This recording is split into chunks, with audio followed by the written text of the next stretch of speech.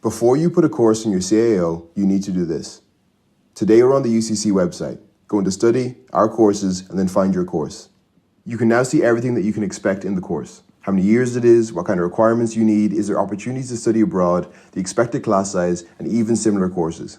If you like the course, scroll until you see modules, then click any module name. Now you'll have the module descriptor. This is where you'll find everything you need to know about that module.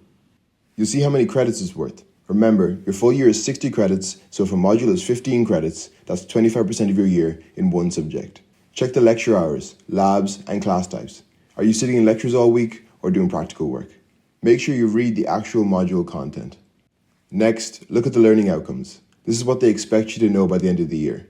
If that sounds painful, that's a sign it's not for you. Most importantly, assessment. Do you have an exam, projects, or continuous assessment? Some people love projects and hate exams, so it's important to know before you commit. Fair play to UCC, they're one of the better colleges for outlining their courses. Some places give you a list of module names without really giving you the real details.